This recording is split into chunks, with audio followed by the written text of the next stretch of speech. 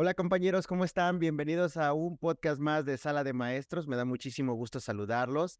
Y esta quincena tenemos un capítulo súper especial. Estoy muy contento porque este, esta tercera temporada ha iniciado con el pie derecho y hemos tenido conversaciones sumamente interesantes y estoy seguro que esta va a ser muy enriquecedora y sobre todo que nos vamos a llevar una experiencia completamente distinta. Pero bueno. Ya saben que el dicho en este podcast es que no existe mejor persona para hablar de nosotros que nosotros mismos. Entonces, déjenme presentarles con muchísima emoción a la maestra Amari López. Hola, Amaris, ¿cómo estás? Bien, hola, muy buenas tardes desde Japón. Saludos. Exactamente, pues empecemos por ahí. Me gustaría que les platicaras a las personas desde dónde estamos platicando, porque en este momento yo estoy en Ciudad de México, siendo el viernes a las 9:30 de la noche casi. Entonces, platícanos allá cómo andas, Amaris. Pues aquí ando contenta, relajada. Aquí ahorita ya en sábado, son las 12:23 del mediodía y es sábado, como dije. Estoy en la isla de Shikoku, la isla más pequeña de Japón, situada en la ciudad de Iyo. Excelente.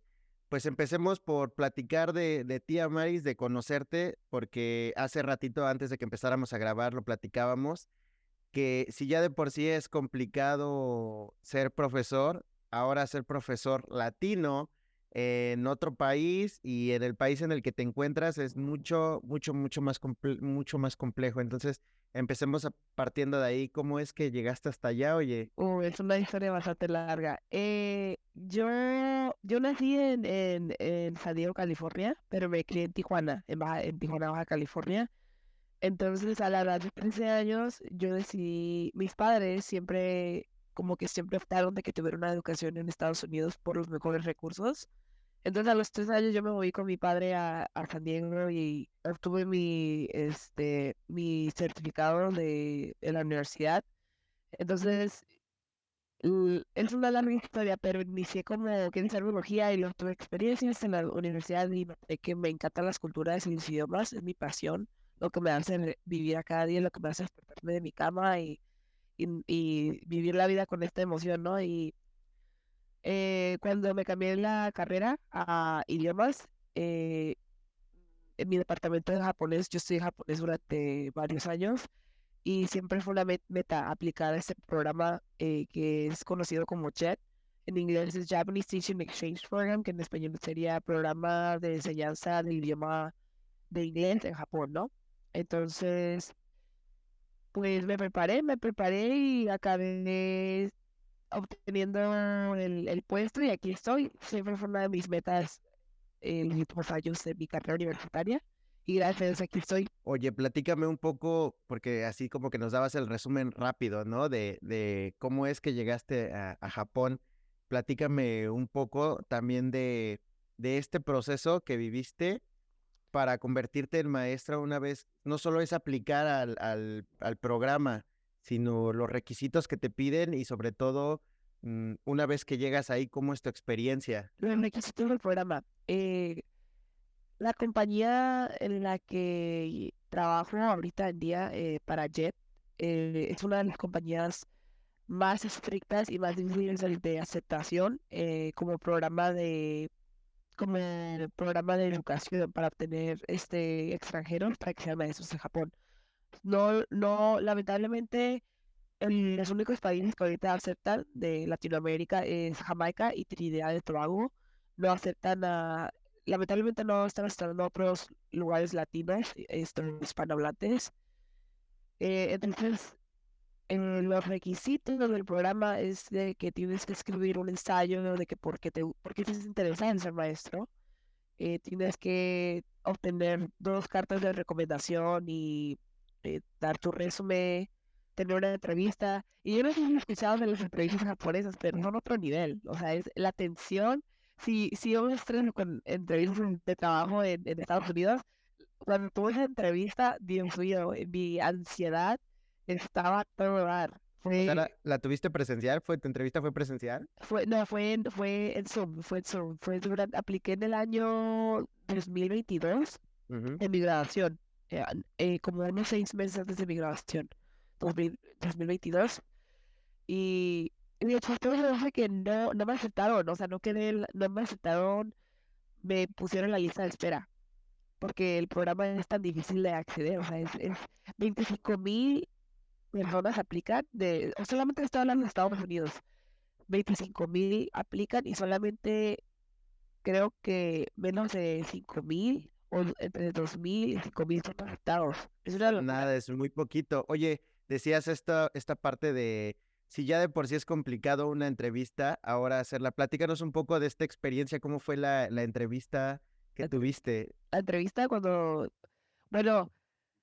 cuando tuve la entrevista eran 4 personas súper preparadas, eran 2 japoneses, 2 maestros japoneses de no sé dónde que trabajaban para el programa, no me acuerdo porque fue hace como 2 años, pero 1 año y medio, pero te hacían preguntas sobre el ensayo que escribiste, porque realmente ellos miran quién eres, aparte de las clases que has tomado, ellos quieren saber quién eres como persona, cuáles son tus morales, tus pasiones. Entonces, en mi ensayo yo platiqué mucho sobre mi propósito de la vida y de cómo la educación me ha impactado a mí, pero también la dedicación que le tengo al servicio comunitario en las comunidades y sobre todo eh, el impacto que ha tenido la competencia global en mi vida y cómo a mí me gusta incorporarla en mis comunidades, no solamente en mis estudiantes.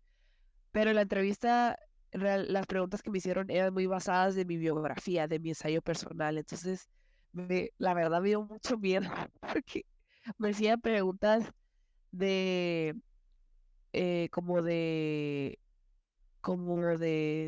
situaciones que estuviera ya en una clase japonesa y yo nunca le he enseñado japonés. O sea, eso te lo estoy diciendo. Yo, yo creo que nunca he sido docente, he sido tutora. Entonces me empezaron a hacer más preguntas de que, ok, ¿qué pasa si tus estudiantes no pueden pronunciar la palabra? ¿Qué técnicas usarías? Y yo como de que, espera un momento, no tengo esa experiencia. Intenté contestarlas, pero al final sentí que lo hice la entrevista aceptable, pero algo que yo he aprendido de la cultura japonesa es de que son muy dedicados en todo lo que hacen y son muy estrictos. Entonces, la presión de tener a 4 personas que yo no conozco, que son súper preparadas y que saben todo de mí. O sea, yo tomé 6 meses para prepararme, porque mi maestra japonesa, ella formó un grupo de las personas que querían aplicar a JET. Éramos 6. Entonces, cada viernes, por 2 horas nos juntamos para escribir el ensayo, para escribir el resumen, para escribir para practicar las preguntas, porque fue algo intenso, porque este trabajo eh, no diría que es súper difícil de aplicar, pero sí diría que tiene un prestigio por la dificultad de los requisitos y no es de como si se aceptara a cualquier persona. En Estados Unidos, hablo nomás por Estados Unidos. Fíjate que ahorita que me lo platicabas, me surgía como esta duda.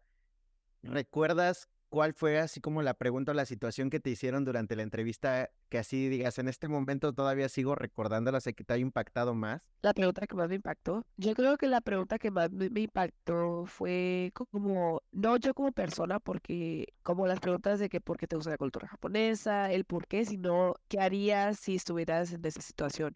No recuerdo bien la pregunta, pero sé que la situación fue que me imaginaba que estuviera en clase y que que mis estudiantes no pudieran hacer algo, tuvieran algún tipo de dificultad en aprender un concepto, porque yo nunca he tenido esa experiencia. Entonces yo creo que me hizo pensar mucho porque digo, no tengo mucha experiencia de ser educadora, más bien ayudante o tutora, que es mucho más fácil, pero nunca he planeado lecciones, nunca he planeado clases, el material, o sea, ay, es bastante meticuloso, o sea, así se ve, meticuloso, sí, Sí, sí.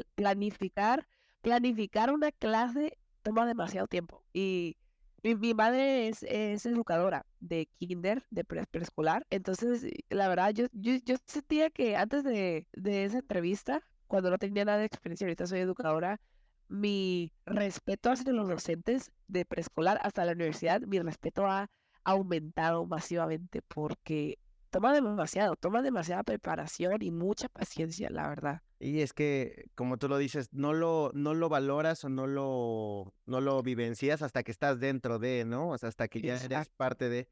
Oye, me gustaría preguntarte, ¿recuerdas cómo abría la carta que escribiste? ¿Recuerdas cómo la iniciaste? Me da mucha curiosidad. ¿Y mi ensayo? Sí, sí, sí, ¿recuerdas cómo lo iniciaste? O sea, ¿cuáles eran las Aquí palabras lo con las que tengo. iniciaba? Me encantaría que nos Sí, aquí pudieras lo, compartir, oye. ok, tengo todo guardado. Tengo todos mis ensayos guardados desde hace 5 años. Lo busco rapidito. Sí, de hecho, yo no sé si has escuchado del anime Inuyasha. No sé si Ujú, te ujú. gusta el anime. Sí, sí, sí, sí, sí. ¿Si te gusta el anime? Fanático de Dragon Ball y todo eso. Exactamente. Chala, échala. Con toda la canción. Sí, Inuyasha fue el primer anime que me abrió a la cultura japonesa y soy fanática del anime, pero definitivamente mi amor hacia la cultura japonesa ha aumentado en el sentido de la religión, la historia, los valores, cómo ellos ven la vida.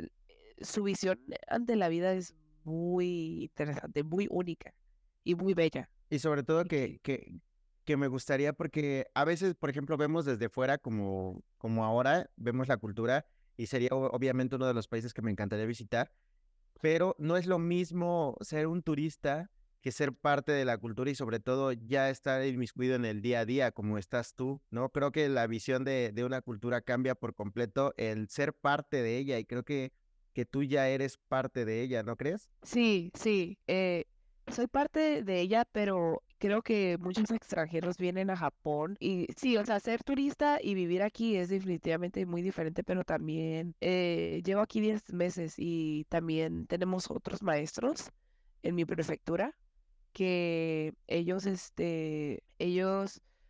visto que una cosa es ser extranjero y querer ser parte de una cultura, ya sea donde sea el país, ¿no? Yo siento que a veces uno como extranjero tiene que tener esa iniciativa de ser parte de la comunidad y sí veo una gran diferencia entre varios maestros que también son extranjeros como yo, de diferentes países, que no lo intentan demasiado como yo, que ellos les gusta más el lado pop, lo cual respeto, pero creo que la cultura japonesa va más allá del anime y de la música, ¿no? Tienen una cultura muy rica y pues al estar aquí 10 meses, muchos maestros me han preguntado de que cómo le hago para poder conectarme con muchos japoneses porque varios japoneses son muy reservados, les toma mucho para abrirse con las personas, pero yo con mis maestros, te estoy hablando de personas de 40 años, de 45, ayer fui a festejar el final de este semestre, éramos como 20 maestros en karaoke y yo estaba ahí Wow. cantando con todos. Sí, entonces esas experiencias tengo muchas experiencias con muchos japoneses que son educadores que han estado enseñando por 30 20 años y la verdad, yo siento que yo sí o sea, he batallado para entrar en mi comunidad, no en mi pueblo, pero aparte de eso tomo clases de tambor, el tambor tradicional de taiko. Entonces, soy yo en un cuarto con puros japoneses practicando el tambor.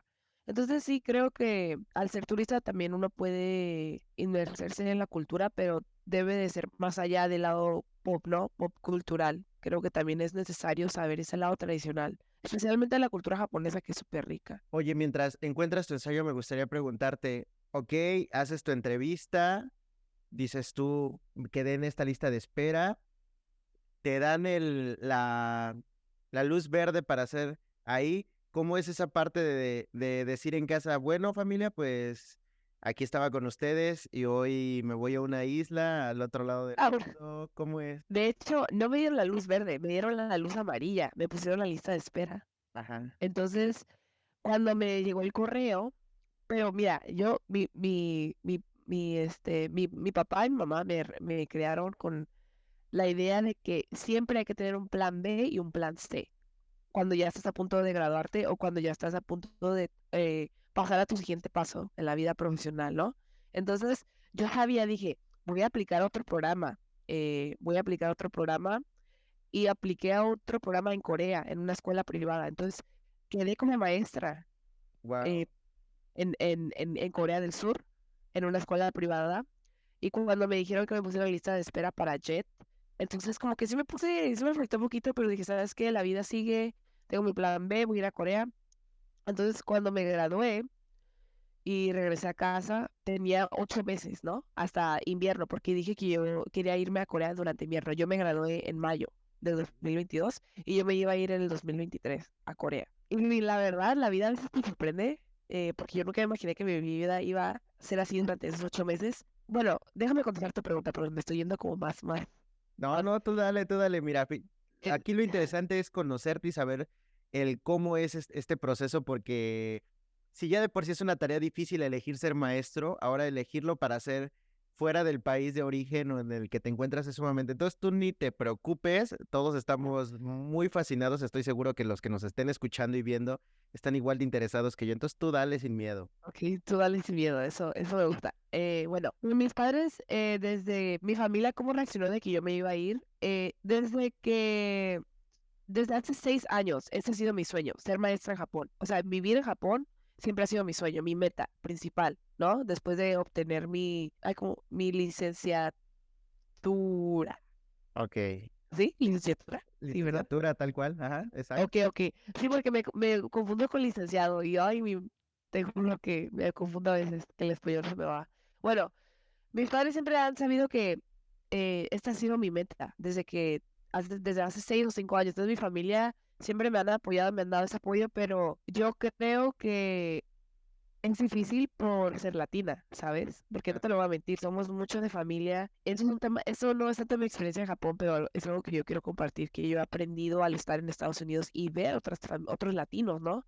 Crecer, ser mexicano, yo creo que es súper bello, pero también creo que no el lado negativo, pero algo muy difícil es que a veces no podemos cumplir nuestros sueños por la familia. ¿Sí me explico? Sí, Entonces, somos muy apegados, somos somos muy muy apegados, apegados. lo cual es bueno, pero en mi departamento de idiomas, yo estaba en el departamento japonés y luego teníamos el departamento de español. Me acuerdo cuando antes de Corona tenía como 21 años o 20. Yo me acuerdo que estábamos aplicando para estudiar de intercambio. Yo iba a estudiar en Tokio antes de Corona y yo ya tenía todos los papeles y todo eso listo para irme, pero luego Corona pasó. Sí, claro. Pero algo que me impactó mucho es de que nadie, o sea, éramos como 30 estudiantes que estábamos 30 estudiantes para irnos a Japón a estudiar de intercambio en una universidad.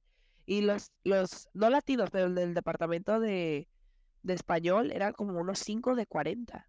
O sea, es una locura. Y la mayoría eran latinos y creo que dos eran güeros, pero todos eran latinos, todos eran mexicanos de primera generación de padres mexicanos. Y yo una vez le comenté a mi maestra que ella estudió en la Universidad de Argentina, es güerita, pero su español la verdad, mejor que el mío, muy educada. Y una vez hablamos del tema y me dijo que es por la pegación a familia, porque no sienten esa necesidad o tal vez sienten como culpabilidad de irse y dejarlos, ¿no? Y creo que es bueno estar ahí para la familia, pero yo siempre le digo a mis sobrinos y a toda mi familia, a todos mis estudiantes, ustedes viajen mientras estén jóvenes, viajen mediante la educación. Eso es lo mejor que puedes hacer. ¿Qué quiero estudiar leyes? Ah, ok, ¿quieres estudiar leyes? Agarra una beca y vete a Europa, vete a otra universidad a estudiar, vete a otro país a estudiar con una beca. Hay tantos recursos en cualquier país. Yo sé que también hay recursos en México. Hay muchas becas en todas partes. Nomás es de buscar y de conectarte con las personas. Porque no digo que Estados Unidos, yo sí voy a reconocer que Estados Unidos tiene muchas becas y todo eso, pero tienes que buscarle, tienes que escarbarle y siempre vamos a encontrar algo, siempre va a haber oportunidades. Entonces mi papá, él siempre me inspiró a de que la mejor manera de crecer como persona, como ser humano, es poniéndote y exponiéndote a lo desconocido. Y eso es lo que hice. A los 18 años yo no me fui a mi universidad local, yo soy de California Sur, mi casa estaba en California Sur, yo me fui a California Norte, me fui hasta arriba, estaba como 9 horas en carro, desde mi casa, y muchos de mis compañeros se fueron al colegio comunitario, que no tiene nada malo, pero él siempre me dijo, vete lejos, y siempre he hecho eso, siempre he viajado, siempre he ido a lugares y he crecido y he visto, simplemente creo que el mejor tiempo para viajar es cuando estás educándote. Claro, claro, porque te da muchas perspectivas distintas y sobre todo, como tú lo dices, si tienes la oportunidad de aprender y lo vas a hacer fuera de la zona de confort, es, es, es muy enriquecedor. Una vez que llegas a Japón, me da mucha curiosidad porque me dices que ya estaba el plan para ir a Corea. Sí, En qué momento dices Corea no, mejor Japón? bueno, déjame te digo dónde estaba, para dejarte saber. Yo cuando me gradué de la universidad, me fui con mi mamá, me regresé a Tijuana durante como un mes o dos y dije, voy a tomarme un break, no voy a trabajar estos 8 meses, pero la verdad, 2 semanas no aguanté. Decidí aplicar a trabajos en San Diego. Entonces apliqué a varios trabajos y luego miré un trabajo que se llama, la posición era San Diego State, coordinadora de residencia estudiantil y programas internacionales.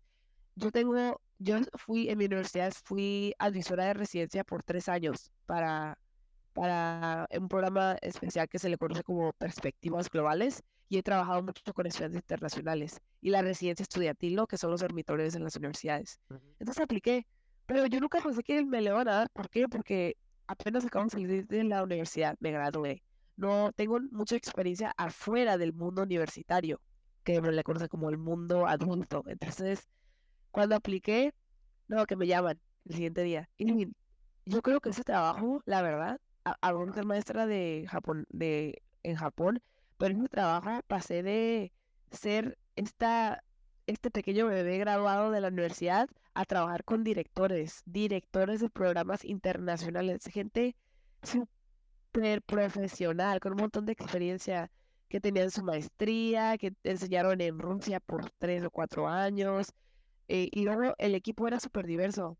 Éramos un compañero era de Costa Rica y él era el director de los programas ¿cómo se le dice en español? Partnership, no sé cómo se dice, de conexiones con otras universidades para el intercambio de estudiantes internacionales. Él hacía los contratos y todo eso. Él era de Costa Rica, tiene como 40 años preparado.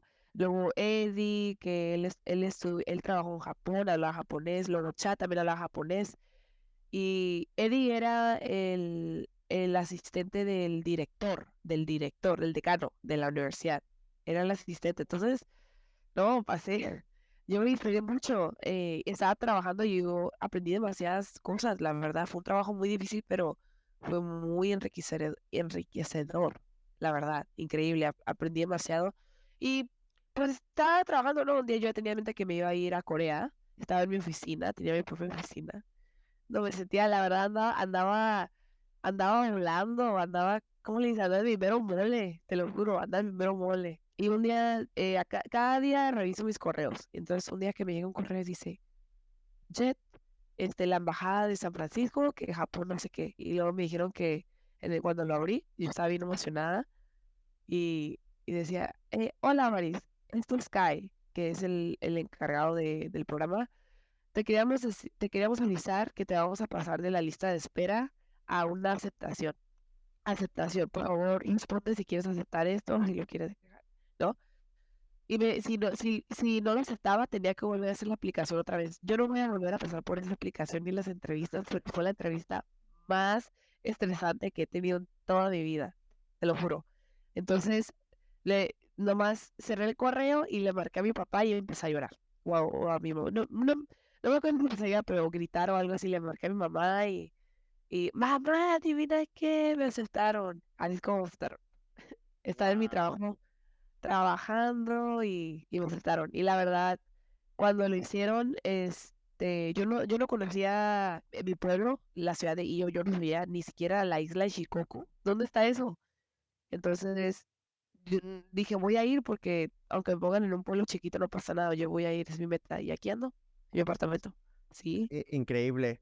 Platícame un poco, ahora empecemos, ya que tenemos este contexto de tu llegada, una vez que llegas ahí, ¿cuál es tu primer contacto con tus estudiantes? Platícanos un poco, ahorita en qué nivel estás enseñando, o sea, qué alumnos atiendes, de qué edades estás atendiendo. Ahorita soy maestra de inglés para los de tercer grado y cuarto grado en una escuela primaria. Asisto a la maestra de inglés de los de quinto y sexto, entonces nomás voy a la clase y eh, digo como la pronunciación, hago juegos, les ayudo y eso. Ok, excelente. La cantidad de estudiantes que tengo de tercero y cuarto grado son 300, la grande mi escuela. Ok.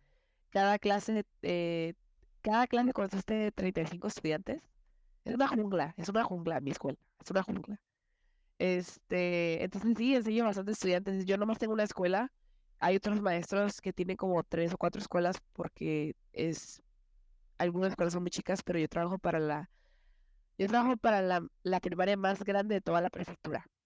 Ok. Tenemos 1000 estudiantes. Sí, es una locura esa escuela. Por eso todos los días voy a trabajar a esa escuela. Y en comparación con otros maestros, no tienen una escuela, tienen 2 o 3.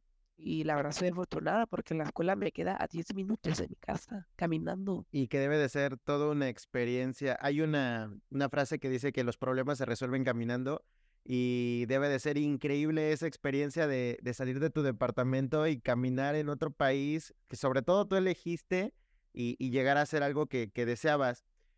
No, tengo esta sensación y esta idea de como la educación muy ceremoniosa en aquel país en el que tú te encuentras, de algo sumamente disciplinado. Platícame un poco cómo es, cómo es entrar a un salón de clases en Japón. Bueno, de una vez voy a contestar tu otra pregunta que no la contesté, pero mi primer contacto con los estudiantes fue hace como 9 meses y el primer contacto que obtuve es de que llegué y tenía que preparar una presentación en japonés. Entonces yo estaba saliendo en la tele como y todos los estudiantes en una televisión, entonces yo tuve que presentarme en el broadcasting y luego tuve que presentarme a los maestros porque sí, ese fue mi primer contacto y ya ese mismo día, era un lunes, tuve mi primera clase para los de tercer grado.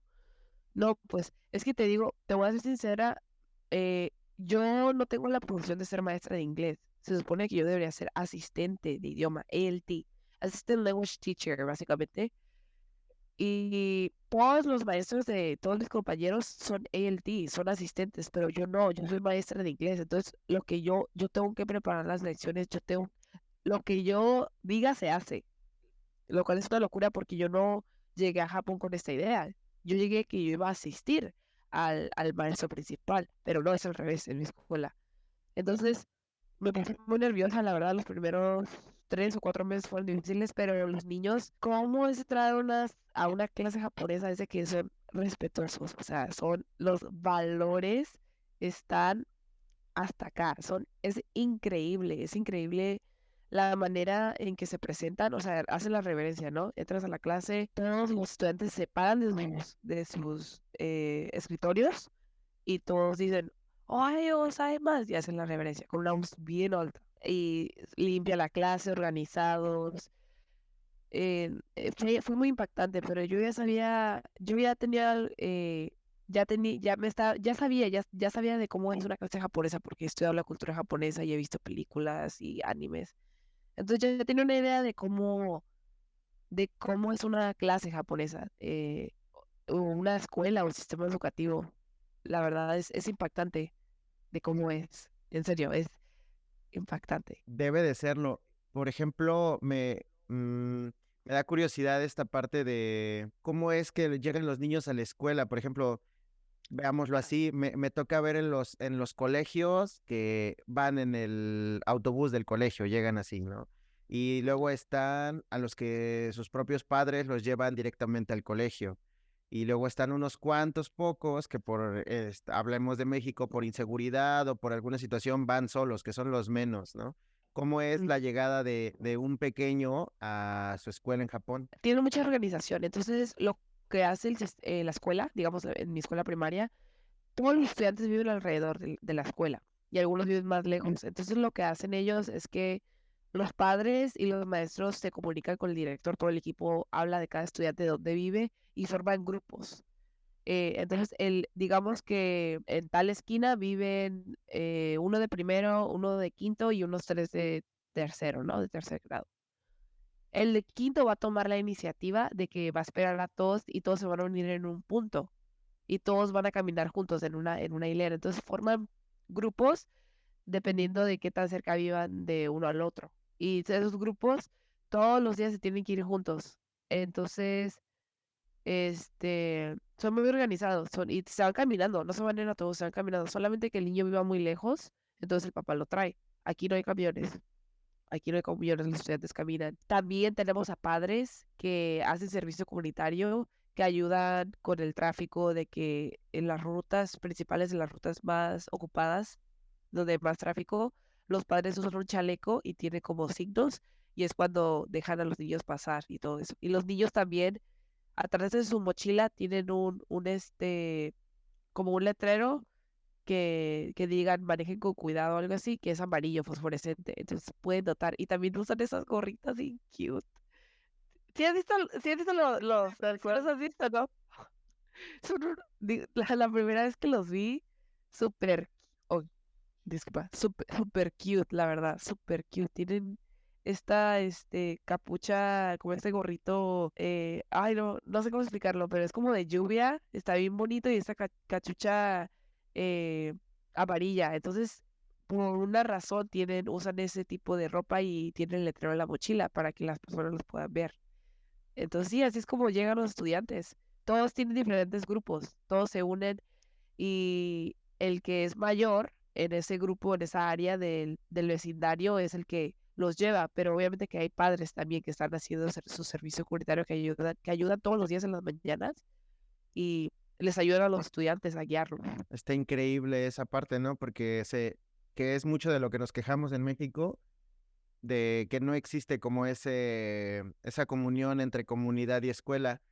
Hace unos capítulos atrás platicábamos con la maestra Tuti Vega, y hablábamos acerca de cómo es la relación de los alumnos y los maestros. Por ejemplo, aquí en México están muy acostumbrados a abrazar, tocar, palmear en esa parte, ¿no? Y por ejemplo, ella nos platicaba que en el lugar donde ella enseñaba, pues eso no era una opción, ¿no? O sea, eso no existía, vaya, era como un círculo dividiendo entre el espacio personal del maestro y el alumno.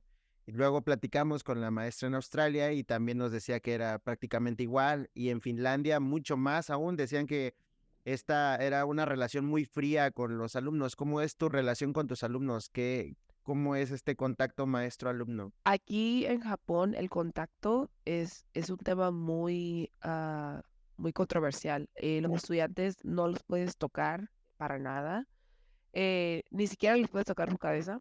He escuchado de casos de maestros como yo, extranjeros, que tuvimos este caso hace como 2 años en mi ciudad de este maestro que dejaba que los estudiantes se sentaran en sus piernas, lo cual sí es raro, o sea, es raro eso, y fue despedido, obviamente. Entonces, cuando yo llegué aquí, yo tenía mucho cuidado. No tocaba su cabello, no les daba abrazos, porque como estoy llegando a un país que no conozco, prefiero navegar con cuidado, ¿no? Con cautelación. Entonces, ahorita, no, ahorita me aman, me abrazan, llegan y se cuelgan, Maricense, y me abrazan en Japón dar abrazos no es para nada común, o sea, olvídate. Yo creo que nomás abrazas a tu pareja y ni siquiera lo haces en público, lo haces en privado. Entonces, es una cultura que realmente es muy fría en ese sentido, pero lo hacen por el respeto a tu círculo, ¿no? A tu aura, a tu persona. Yo digo que es bueno, pero creo que sí es necesario ese afecto. Ese afecto, creo que dar abrazos, creo que el tacto del ser humano es necesario, y especialmente con niños, que tal vez algunos niños tengan problemas familiares y eso. Entonces, yo la verdad cuando los estudiantes empezaron a abrazarme, yo les dije, si me quieren abrazar, abrácenme. Y ya ellos lo hacen, entonces yo ya los abrazo. Y como soy mujer, también creo que eso ayuda un poco, porque sé que eh, las, es más común para maestras que son mujeres tener ese contacto físico con sus estudiantes, pero aún así soy cautelosa de no, como de no pasarme, o sea, de tocarle su cabeza o les doy un abrazo, pero si son estudiantes más grandes como de quinto sexto, ahí sí ya son como más, pues más maduros, ¿no? Entonces, casi los muchachitos, casi no quieren abrazos ni nada de eso, pero las niñas siempre me abrazan y se cuelgan. Entonces, sí, yo creo que he notado eso y la verdad sí es triste porque por eso Japón tiene uno de los suicidios más grandes. Yo creo que eso también tú lo debes saber y mucha gente de que aquí nos está viendo, la verdad.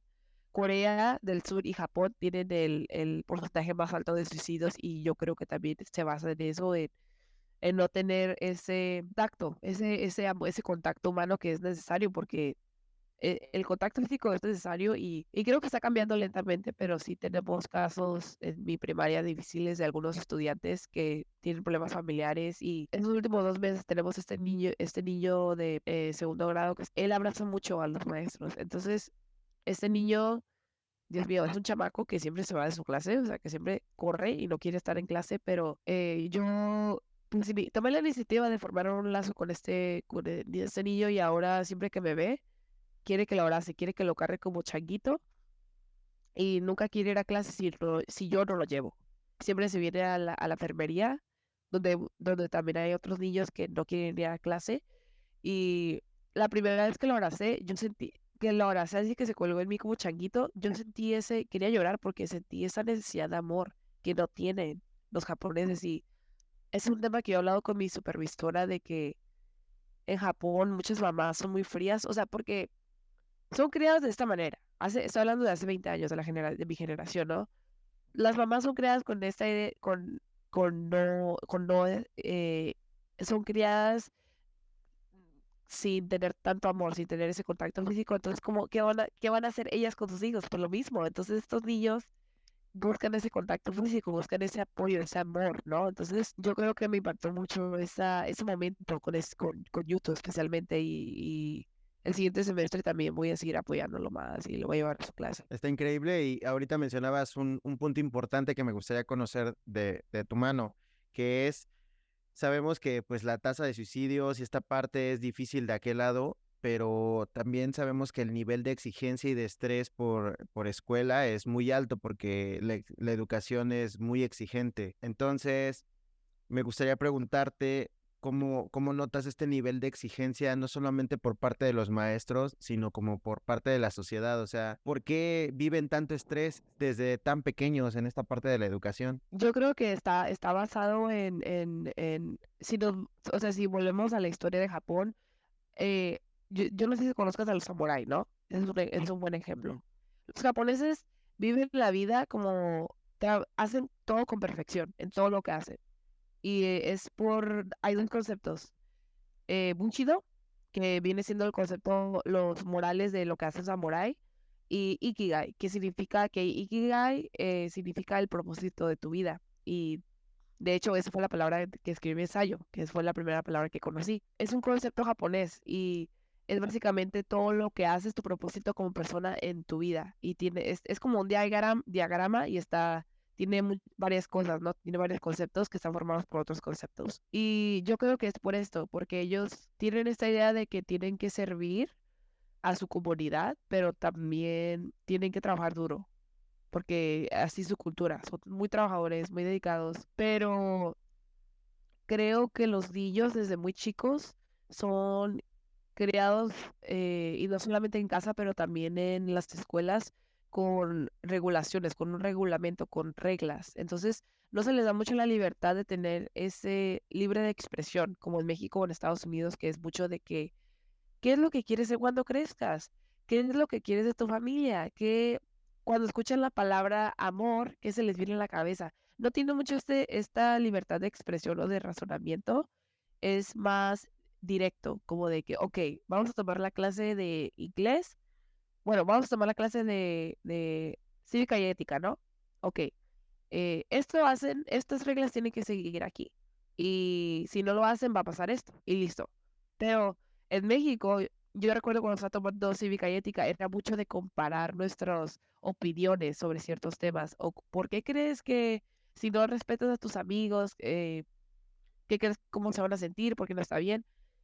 Tu opinión importa demasiado. Y en Japón los niños son criados de seguir un reglamento, seguir las reglas desde muy jóvenes. Y eso es bueno, pero también creo que les les impide crear su propia visión de qué es lo que les hace diferente, cuáles son sus metas personales. Entonces, ese es el problema, porque estos niños nacen y ya tienen como ya tienen como un estereotipo, o sea, ya tienen metas marcadas por ellos, ya por la sociedad, porque si soy sincera, los japoneses aquí, su vida ya nacen y ya tienen que seguir ciertas reglas para formar parte de la sociedad. Ellos no quieren, los japoneses no quieren sobresalir, quieren ser igual que todos. O sea, no quieren resaltar, no quieren ser únicos, quieren seguir lo que siempre se les ha enseñado desde que nacen, que es, te voy a decir, que es este universidad, eh, casarte y formar una familia. Y ya lo van a hacer todo en la vida. Ese es el concepto de la felicidad japonesa, lo cual no está mal, pero por eso muchos japoneses no se van de Japón. Tengo muchos amigos internacionales que dicen, yo adoro Japón, pero no me gusta la mentalidad japonesa porque ¿por qué tengo que seguir esos conceptos? Y si no lo haces, la sociedad te mira de una manera negativa.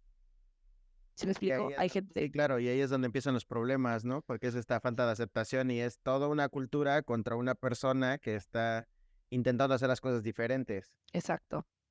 Sí, sí. Entonces, eh, fíjate, hablando de ese tema, lo voy a conectar con una experiencia que tuve con mis estudiantes hace 6 meses.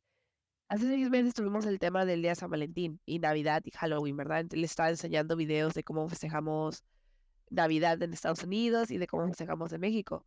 Entonces yo les dije, quiero que le escriban una carta a alguien que quieran mucho y que están agradecidos con ellos. Tardamos, o sea, esta actividad se supone que iba a tardar 10 minutos. Tardamos 30 minutos porque los niños no sabían qué escribir. Eran niños de cuarto grado, de 9 años.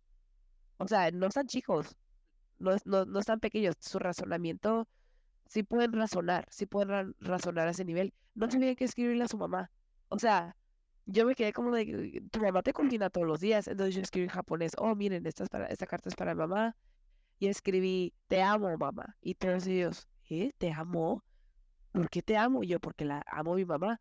Y en japonés esa palabra solamente se utiliza con tu pareja. Aquí no utilizan te amo. Aquí utilizan te quiero o me gustas. Entonces, cuando vieron eso, se quedaron así impactados y yo intentaba como de decirles, tienen que escribir una carta a alguien que aprecia, ¿no? Porque quiero que aprendan eso, pero yo creo que ahí me llegó de que no, es que esos niños nunca tienen tiempo de ser ellos, nunca tienen ese tiempo de ser ellos mismos, de tener su propia opinión. Y se vuelve bien complicado, sobre todo porque, pues, vienes de un país, de una cultura completamente distinta y sobre todo que en un principio lo decíamos, ¿no? Como que los extremos son lo peligroso, ¿no? O sea, esta parte de quedarte tan unido a tu familia es peligroso porque frena un poco el crecimiento, pero también por otro lado, el no tener ese arraigo de sentimiento hacia nadie en específico, pues también debe de generar problemas. Me gustaría preguntarte, por ejemplo, la educación aquí en México incluye que vayas a la escuela y se acabó. O sea, eso es todo lo que incluye, ¿no? Ah, Eso, ahí se acaba el tema. Platicábamos con la maestra en Finlandia y nos decía, bueno, es que aquí a partir de tal grado, pues se les proporciona un iPad, ¿no? Es lo que tienen, o una computadora. Y en Australia lo mismo. Y en Estados Unidos, pues tú lo sabes, prácticamente es igual. ¿Cómo es la educación en Japón? ¿Qué es lo que incluye? O sea, que una vez que tú eres parte del sistema que vas a empezar a estudiar primaria, ¿cómo es para ti estudiar primaria? la sociedad japonesa apoya la educación con bastante. Tienen varios recursos. Todos los estudiantes tienen una tablet también. Tienen muchos recursos, demasiados recursos. Y algo que también me impacta mucho en la cultura del sistema educativo en Japón, específicamente de primaria, es de que cada temporada tienen eventos, tienen muchos eventos. Tienen una clase de cocina. Los niños empiezan a aprender a cocinar como en quinto y en sexto grado. Y no nomás son clases, eh, pues necesarias como lenguas, idiomas, matemáticas, biología, pero también tienen clases recreativas y de jardinería. Les enseñan muchas habilidades de la vida, ¿no? Cotidianas, como cocinar, jardinería. Entonces, realmente los niños crecen con un buen principios para la vida, para su siguiente etapa, ¿no? Y así lo mismo en la secundaria y en la prepa. También tienen clases después de escuela. En primaria casi no sucede porque no tienen el sistema de después de escuela. Suele pasar más en secundaria y en prepa, pero los estudiantes cada temporada, hay cinco temporadas aquí en Japón. Ahorita es la temporada de verano, así que acabaron de terminar su torneo de natación. Entonces, como es verano, se les agrega esa clase de natación durante 3 meses. Y ya el siguiente semestre van a tener su clase de, creo que de cocina. Y así es. Cada temporada es diferente, dependiendo del clima. Eso está increíble. Oye, mira, yo soy maestro de deportes para nivel primaria y secundaria aquí en México y me interesa mucho saber cómo es esta parte deportiva en Japón, cómo es para ellos su clase de, aquí se llama educación física, creo que en Estados Unidos es PE, Sí, physical education. Ajá. ajá, y ya está. O sea, los otros países es igual, educación física. ¿Cómo es en Mm. Japón, oye? En la escuela primaria, de hecho, tienen este día que se le conoce como Sports Day, el día de deportes, y varias primarias se unen y tienen una competencia. Ok, Tienen una ok. competencia, entonces, el, todos los días tienen clases de educación física y 1 hora hacen sus ejercicios, pero nuestro coach de mi escuela, la verdad, él prepara como mapas de las actividades que van a hacer y las describe. Y siempre, no hay repetición, siempre es algo diferente, como hoy toca básquetbol, así que vamos a hacer estos ejercicios. Y hace que todos los estudiantes hagan los ejercicios. Y también depende de la edad. Algo que he notado es que cambian mucho el material o las actividades dependiendo de la edad de los niños, lo cual me encanta demasiado porque no puedes comparar unos de primer grado con unos de tercero, obviamente. Entonces, es impactante cómo ajustan las actividades con la edad y también por la temporada. Como te comenté, este semestre fue el, pues tuvimos la competencia de natación. Entonces, todos los estudiantes, desde primero a sexto, pero específicamente los de sexto, estaban practicando y mi escuela ganó con otras primarias de mi pueblo. Pero siempre hay torneos. En Sakura, en la temporada de Sakura del Cerezo, Ujú. tienen 6x6, la temporada de deportes, y ese es de los, este, uno de los eventos más grandes, yo creo que de las escuelas primarias, el día de deportes, porque los padres vienen y los niños tienen que correr pues igual en México, yo todavía me acuerdo que yo corrí en la primaria, que tienen que correr en las calles y es una carrera, y ahí están todos los padres apoyando. Está increíble.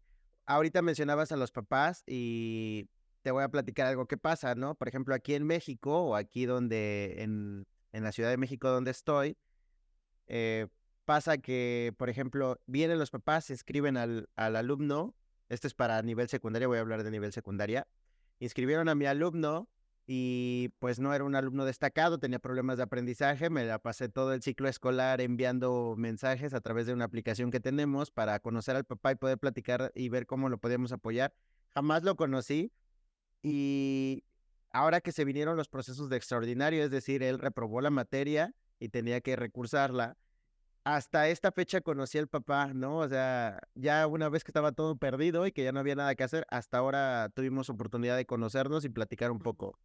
¿Cómo es la relación de la maestra Maris con los papás de sus alumnos? Mi relación con los padres de mis alumnos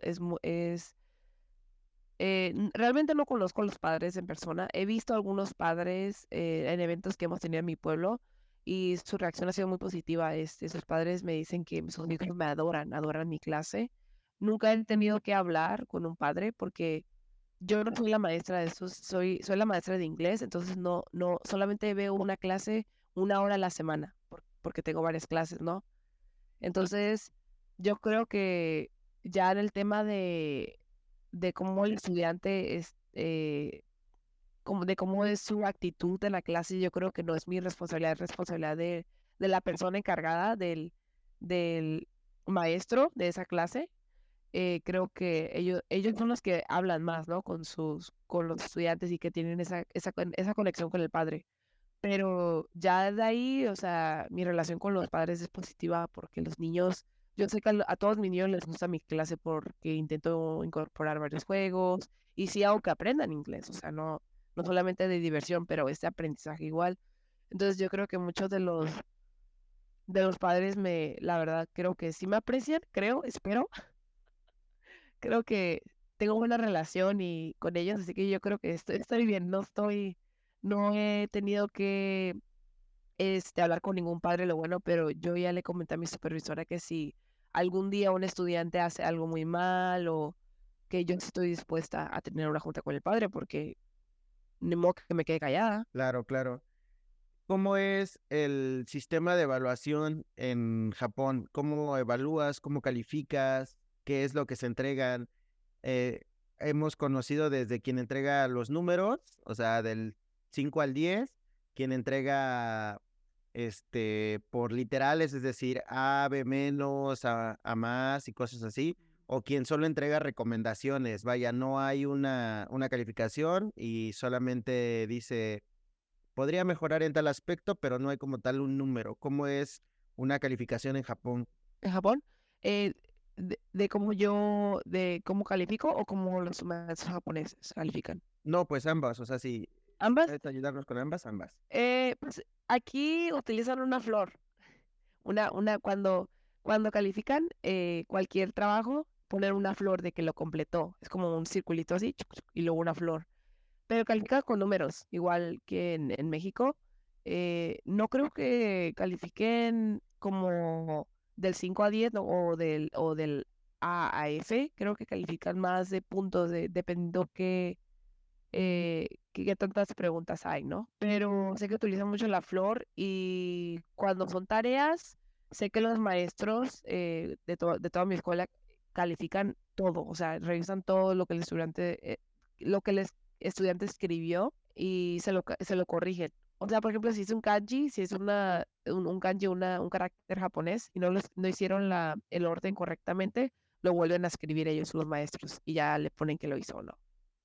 Pero los exámenes, ¿qué números? Utilizan números, igual que en México. Ok, está padre porque pues esta parte de la flor me da como una aproximación a esa sensación que había antes aquí que se usaban muchos sellos, ¿no? O sea, por ejemplo, Ah, sí. se usaban los sellitos y tenía como figuras y era como para incentivar que después se dejaron de usar un poco y luego se transformó esa parte, pero me suena mucho eso.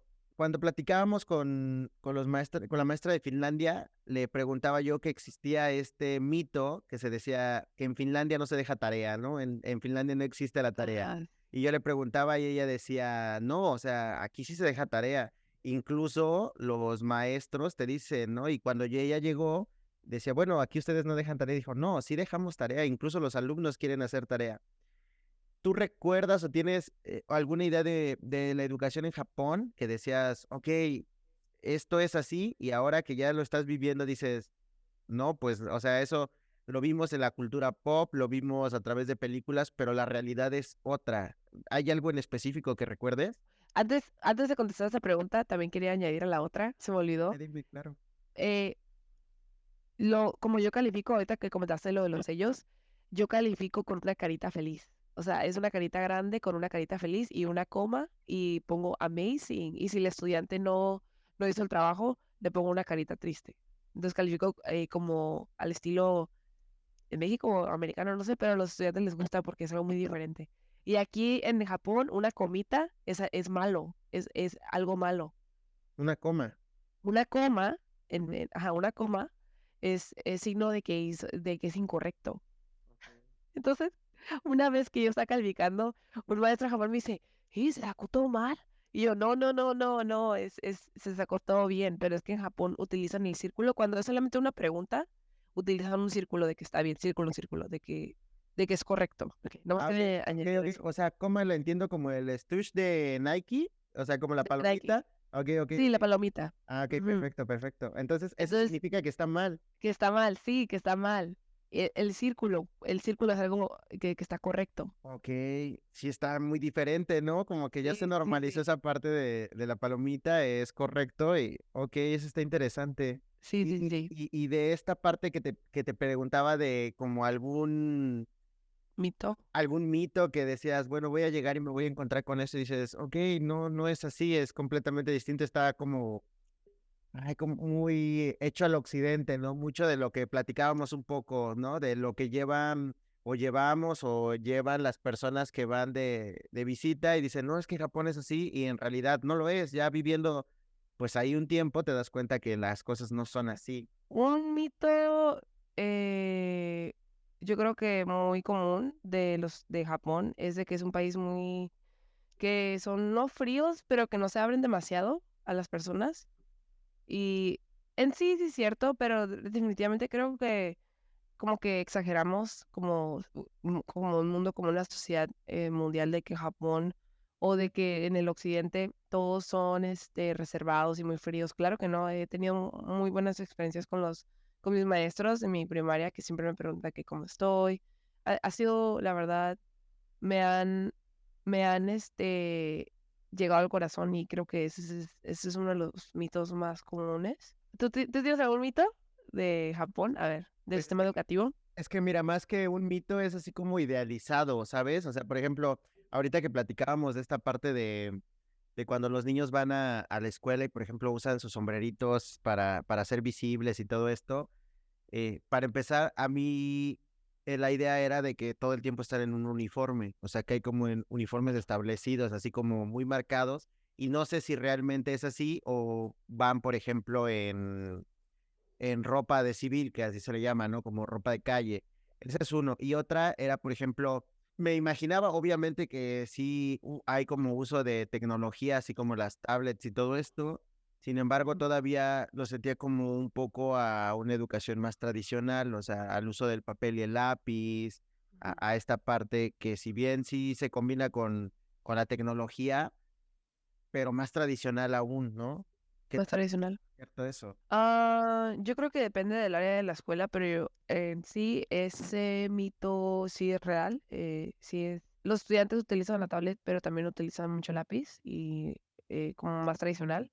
Y los estudiantes sí utilizan uniforme. Eso es un requisito. Yo creo que en las escuelas más pequeñas como rurales, creo que no se les requiere tanto porque no hay muchos estudiantes o tal vez porque no hay muchos recursos, pero los estudiantes siempre tienen que traer su uniforme, porque aquí en Japón está muy marcado lo del profesionalismo. Si tú caminas por la calle, yo sé que en México yo también iba en chanclas al Oxxo, en pijamas, pero si haces eso aquí, no, todas las personas se están a quedar mirando con unas caras de ¿qué estás haciendo? Aquí todos los japoneses siempre están limpios, muy limpios, y muy presentables. La ropa que utilizan, o sea, sí, muy preparados, muy profesionales, muy preparados para todo desde muy chicos. Entonces, por eso el uniforme es visto como algo esencial. Desde que están en el kinder usan el uniforme. Ok. Entonces, Y por ejemplo, esta parte de contrastarla un poco, ¿no? ¿Cómo es en las vacaciones, por ejemplo, cómo son las vacaciones para un niño japonés? A la diferencia de que, por ejemplo, aquí, pues las vacaciones, obviamente creo yo que ya se transformó un poco de cuando yo era estudiante hace unos años a ahora, ¿no? Obviamente ya cambió, ya no es lo mismo de salir, jugar, porque pues ya ahora lo he visto con familiares cercanos que tienen niños más pequeños que sus vacaciones son pues estar pegados a la consola o estar pegados viendo TikTok y cosas así. ¿Cómo son las vacaciones allá? los niños aquí voy a hablar por la mayoría, los niños japoneses en primaria, y te voy a explicar de primaria de primaria y luego la diferencia de secundaria y prepa. Eh, en primaria los niños tienen la facilidad de jugar, tienen como creo que unas 2 semanas de verano Ujú. eh, y después tienen que regresar a la escuela. Casi no tienen vacaciones, son 2 semanas, o creo. Sí, son como casi un mes, digamos, un mes normal, ¿no? Lo de verano. Pero siempre se les meten actividades. Siempre se les meten actividades estar sentado en tu consola en Japón es visto como estar flojeando es visto algo, como algo negativo. Eh, o sea, si lo haces todos los días, es visto como algo negativo, pero creo que en general los niños en Japón de primaria, sus veranos siempre los tienen con muchas actividades porque es cuando también, cuando los maestros japoneses tienen tiempo. Los maestros japoneses por fin tienen tiempo de pasar con su familia, entonces siempre viajan, van a la alberca, son mucho de actividades recreacionales, casi no se quedan en casa. O sea, y por ejemplo, son como cursos de verano, lo que tú me decías, o sea, esta parte es como tomar un curso de verano. Sí, puede ser la opción del estudiante. La primaria, sé que mi primaria puede ofrecer ciertos programas como de básquetbol o algo así, que forman parte de la comunidad. No sé mucho de eso porque Ujú. te digo que no, o sea, voy a lo que voy, o sea, pero sí he visto ahorita que hay personas que después de escuela que vienen maestros de básquetbol y tienen sus equipos de básquetbol en nuestro gimnasio porque es bastante grande, pero sé que depende mucho del padre, pero sí he notado que varios padres optan de que su estudiante, de que su hijo haga algo, ¿no? En verano, pero ya en el área de secundaria y preparatoria, te voy a comentar algo. Yo creo que la temporada más difícil de como un estudiante en Japón es la preparatoria. La preparatoria es otro mundo. Es como si estuvieras haciendo tu universidad.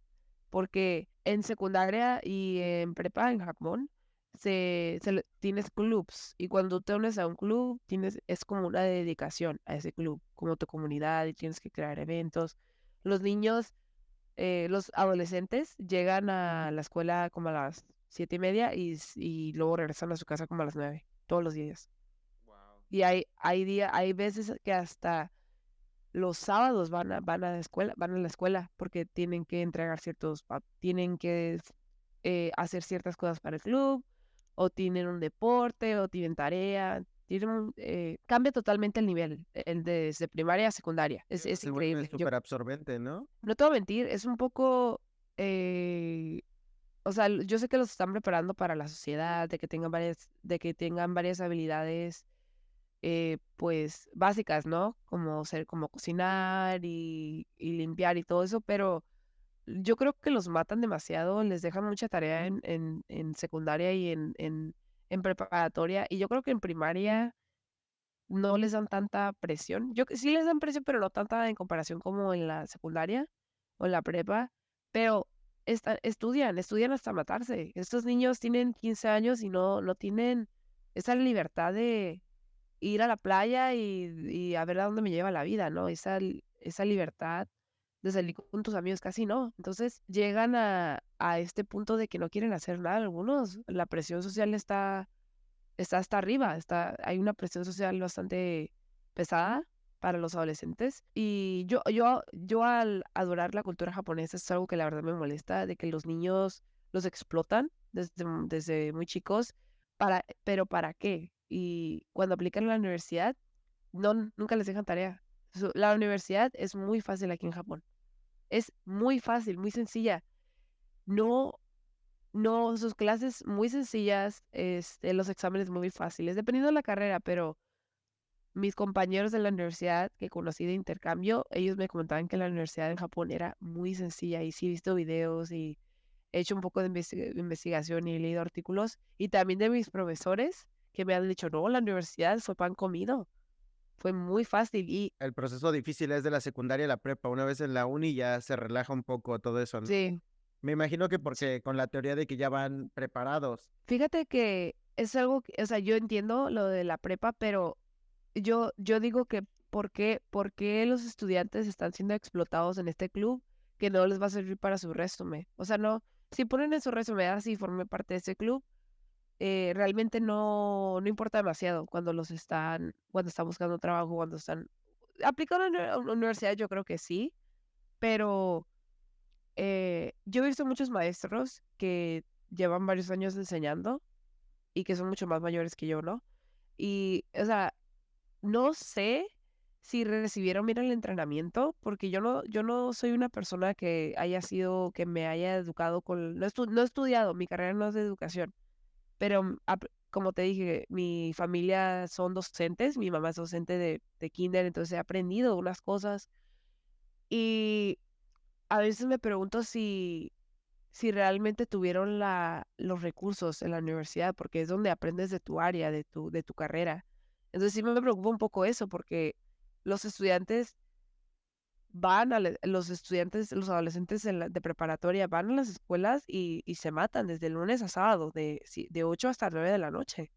Entonces, no tienen esa libertad de ser adolescentes, no tienen y es una de las etapas más importantes, yo creo, del ser humano, porque es donde estás curioso de la vida, estás impaciente, tienes esta energía, este ámbito de lograr varias cosas, pero muchos de los japoneses no tienen esa libertad. También, como te digo, que es un origen, ¿no? Desde que muy chicos tienen esas expectativas de seguir estas regulaciones, de seguir ciertas conceptos que la sociedad ya les implementa desde muy chicos. Entonces no lo ven mal ellos, para ellos es normal porque esto es su mundo, esta es su realidad. Es muy difícil porque en un principio, cuando iniciamos la conversación decías, ¿no? Hay que aprovechar ahora que eres joven, sal, vive, disfruta, viaja.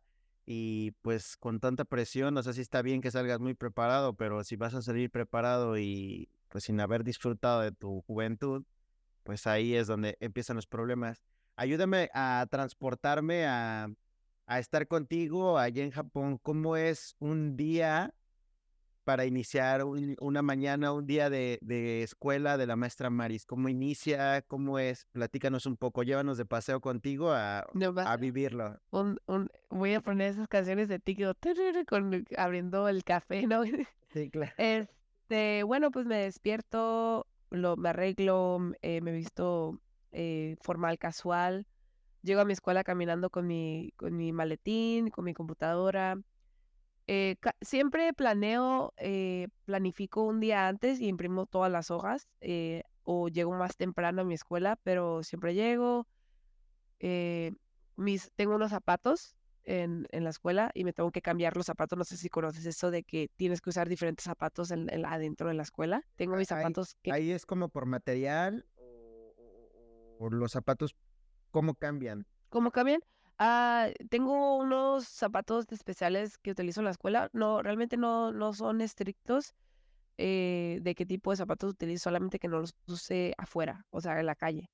Tienen que ser zapatos solamente mis sneakers, que solamente utilizo adentro de la escuela. Entonces, cuando termino mi trabajo, me cambio y me pongo mis otros tenis que utilizo en la calle, afuera, ¿no? Y los estudiantes igual, tienen sus zapatitos, ay, sus zapatitos están bien tiernos, te lo juro. Y luego más los chiquitos, Dios mío, es que el uniforme japonés es lo más tierno que he visto en toda mi vida. O sea, ay, no. Me quito los zapatos, llego y siempre hago la reverencia y saludo a todos los maestros, ohayo gozaimasu, ohayo gozaimasu. Prendo mi computadora, planifico, imprimo lo que voy a enseñar, pues la actividad, veo la actividad que vamos a hacer, pienso en mi mente como de que, ok, ¿qué funciona con qué es mejor? Y ya, y enseño sobre algún tema. am, Durante mi tiempo libre, a veces voy a la enfermería y voy con los niños que tienen como problemas familiares, que no quieren ir a casa, o trabajo en algo personal mío, como por ejemplo mis aplicaciones para la maestría, en mi página, checo correos, o planifico cosas extras para eventos bastante grandes, pero doy 3 clases y durante el lonche, como mi lonche, y luego platico con mi supervisora, que es mi mejor amiga, la verdad, habla muy bien, es la que habla mejor inglés, ella es la maestra de los de quinto y de sexto, y luego termino la clase, a veces me quedo tiempo extra. Porque eso sí te lo voy a decir, los maestros de Japón, increíble la dedicación que le tienen a sus estudiantes. Ellos les pagan de su horario de lunes a viernes, creo que de 8 de la mañana hasta las 4 de la tarde, pero déjame te digo algo, Irving. Adivina desde cuánto se quedan. Pues me imaginaría que llegan como a las 7 y se van como a las 9, ¿no? Más o menos, Sí, o sea, sí, todos tal los cual, días, ¿verdad? Wow. todos los días. Obviamente esas horas extras pues ya son dadas por vocación de ellos. Sí, Wow. no les pagan. Y yo también hago lo mismo. Y yo también hago lo mismo, a veces me quedo porque yo sé que yo soy la única que lo va a hacer, o sea, nadie, déjame te cuento algo, yo soy una nueva ALT, o sea, soy una nueva maestra de inglés, el año pasado tenían a otra persona y tuvieron a otros maestros, nunca, y no lo digo porque quiero hacerme lucir ni nada, la verdad, no, pero ha sido muy impactante para mí saber que los maestros no hacían nada, los maestros de inglés que estuvieron antes que yo realmente no hacían nada por los estudiantes. Los maestros están impactados con mi trabajo por lo que hago por los estudiantes, por las planificaciones. Nunca vieron a un maestro calificar las hojas de los estudiantes, soy la primera que hace eso. Y pues por crecer con mi mamá, por crecer con educadoras de kinder, las decoraciones siempre fue algo fundamental. Entonces, me acuerdo de las primeras decoraciones, mi escuela es muy grande, tenemos 3 pisos, es una jungla, le digo la jungla, Sí, sí. es una jungla. He decorado bastante de Halloween, del día de San Valentín, y decoro bastante, y todos los niños como que, wow, porque nunca habían visto algo así. Entonces, he hecho muchas cosas por esa escuela porque yo veo lo que mis maestros hacen y veo la dedicación que tienen. Y sí hay días que me vengo a la hora porque mi trabajo termina a las 3:45 y usualmente a veces me voy, pero lo más tarde que me he quedado ha sido a las 8 de la noche cuando decoro, pero casi no decoro como cada 3 meses, entonces realmente no me afecta. Usualmente mi horario es de 7:30 a 5. Ese es el horario en el que yo, pues todos los días, todo día, y luego ya regreso y limpio mi apartamento, o voy a mi clase de tambores de taiko, o limpio en la parte de dos. Entre semana realmente casi no salgo porque llego muy cansada. Es bastante pesado ser maestro. Tuve una conversación con mi mamá hace como 2 días y le dije, mami, te voy a ser sincera, pero desde que me convertí en docente, como te comenté, mi respeto a todos los docentes del mundo ha crecido inmensamente porque es difícil. Y creo que, no nomás en Japón, pero creo que en todo el mundo el pago debe de aumentar. En Estados Unidos, en México, en Latinoamérica, en Japón, en cualquier parte, porque todos tenemos este problema. Los maestros, los docentes no son pagados bien, no los pagan bien por todo el trabajo que hacen, porque yo entiendo que un doctor salva una vida, o sea, no, yo entiendo que un científico ayuda y todas estas carreras más prestigiosas, ¿no? Según, pero creo que los maestros, nosotros somos los que forman las nuevas generaciones, somos los que implementan esa semilla de conocimiento y formamos parte de los valores que el estudiante va a tener en el futuro y cómo va a canalizarse a sí mismo con el mundo y la sociedad, ¿no? Y qué impacto va a tener. Otra vez, Ikigai, ¿cuál va a ser su propósito de la vida? Y creo que el mundo o la sociedad, no sé qué tenga la culpa, pero no ve esto, que cambiar la vida a un estudiante es algo muy impactante porque ese estudiante le va a cambiar la vida a otras personas y va a tener cierto rol. Y los docentes, pues, formamos parte de eso. Y o sea, yo como individuo que fue a Estados Unidos, todos mis maestros me inspiraron. O sea, no crees que yo fui que decía aplicar a la universidad, porque sí, yo iba a ir al colegio comunitario, pero el maestro me dijo, tienes muchas habilidades y tú debes irte a una universidad directamente. De todo mi grupo de fronterizos, que somos los que cruzan de México a Estados Unidos todos los días, eh, éramos 15 y yo fui la única que me fui directamente a la universidad. Entonces, pues sí, o sea, yo sé que lo mismo que yo obtuve de mis docentes y maestros, yo sé que ese impacto lo estoy teniendo en cada niño. Entonces, obviamente que le voy a echar ganas, porque los docentes y maestros hicieron lo mismo para mí. Bueno, no todos, ¿verdad? Pero la mayoría, la mayoría. Y a final de cuentas es lo que dices, ¿no? O sea, existen muchas profesiones, pero a final de cuentas, pues todas vienen de lo mismo, emanan de la misma formación que damos. Y está padrísimo porque, por ejemplo, siempre les digo a mis compañeras maestras de primaria, a las cuales les envío un saludote porque seguramente nos están viendo, aunque digan que no, pero sí yo sé que nos están viendo, este, que como que se impregna esta misma personalidad, ¿no? Ellos lo llaman como el currículum oculto, es decir, lo que tú eres como persona termina permeando a tus alumnos y creo que este esta sensación o esta tropicalización de lo que tú eres, Amaris, seguramente va a conectar con tus alumnos, ¿no? O eso es lo que hace tanta conexión por ellos, porque no es solo el romper estereotipos, porque estoy seguro que muchos pequeños se dan cuenta de la intención que le pones, la alegría. Me da la sensación de que eres esta persona que siempre está como buscando de, ok, ya hice esto bien, ahora, ¿cómo lo puedo mejorar? ¿Cómo puedo hacer esto aún mejor, no?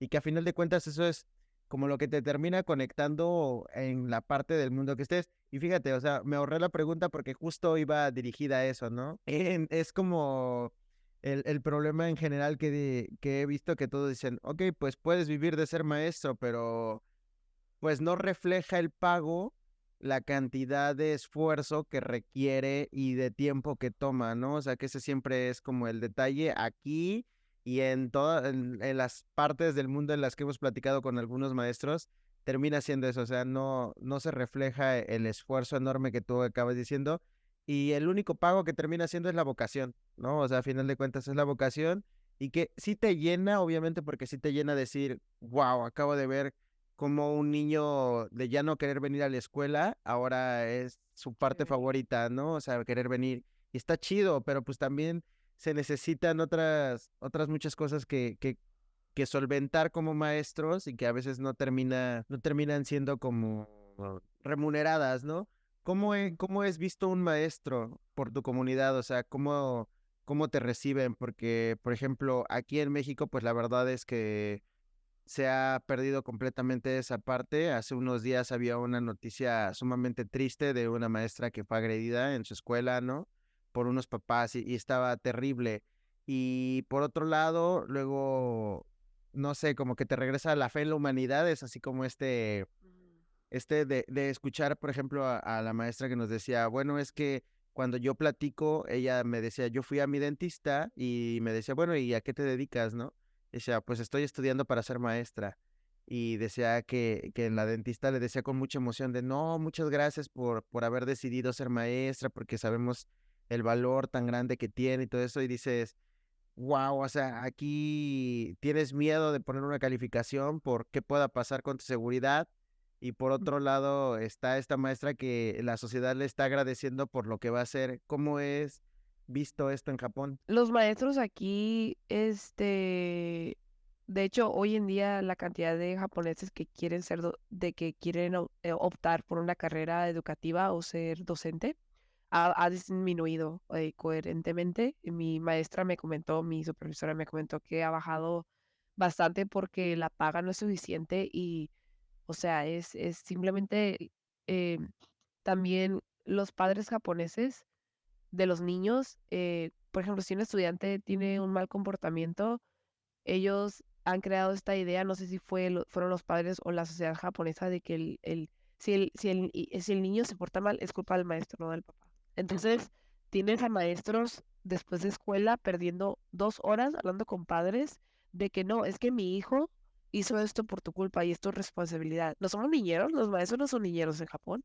pero existe esa idea y no se va a cambiar, va a tardar en cambiarse, pero yo he visto de que siempre varios maestros están marcándole a los padres porque algún estudiante se porta mal. Entonces, de hecho, déjame te cuento un evento que tuve con un estudiante. Esto fue el año pasado. Se llama Atsuhito, el niño, ¿no? Él estaba en quinto grado. Él nunca quería hacer nada de la clase de inglés. Entonces yo un día le dije, ¿y tu cuaderno dónde está? Y me dijo, no, pues está ahí. Y yo le dije, voy a recogerlo y vamos a trabajar juntos en la actividad. Y yo hablé con mi supervisor y le dije, ¿por qué nunca quiere trabajar? Y me dijo, porque no quiere. Y yo en eso le dije, ¿podemos hablar con la maestra? Pues al estudio mexicano, ¿no? Ay, lo que le Y yo le dije, no, es que si va a estar en clase tiene que trabajar. Y creo que después de eso le dije que a mi supervisora que le tradujera a la maestra, porque este japonés ya está más avanzado para mí, que hablara con sus padres, que lo regañara. Entonces, ahorita, este año, ya ahorita es de sexto grado, hace 2 días fue la conferencia de natación. El niño, Atsuhito, ganó primer lugar en natación, en la competencia de natación, y ahora ya va todos los días a la clase. Yo no sé si fue porque yo inicié algo, pero mi punto aquí es de que a veces los maestros japoneses, o sea, los padres quieren que sean responsables de la actitud del niño, que yo creo que los valores son en casa. Los valores son en casa. Para mí también en la escuela, pero los padres son los que implementan, que son el altar de cómo va a ser el niño. O sea, yo creo que los maestros les dan unos recursos y les enseñan otras habilidades, pero creo que los valores y la ética son los padres, para ser sincera. Entonces, cuando llegué aquí, la verdad me impactó demasiado esa dedicación de los maestros japoneses, porque tienen a 35 estudiantes de los que tienen que calificar los trabajos de matemáticas, los trabajos de étnica social, los trabajos de ciencia. Y luego tienen que planificar para el siguiente día de todas las lecciones que van a dar. Imagínate. Y luego pierden 2 horas hablándole con un papá que se está quejando de que el niño hizo algo. Y que además te están responsabilizando por algo que no termina siendo labor tuya, ¿no? Como lo decías, o sea, pues habría que empezar a preguntarse, yo siempre he partido de eso, o sea, si algo está pasando mal en la escuela con tu pequeño, pues primero habría que preguntarse qué estás haciendo en casa, ¿no? Y después la escuela, en ese orden, no primero la escuela y luego en casa, porque muchas veces todas las deficiencias vienen de ahí, de casa, Exacto. ¿no? De Entonces, casa, sí.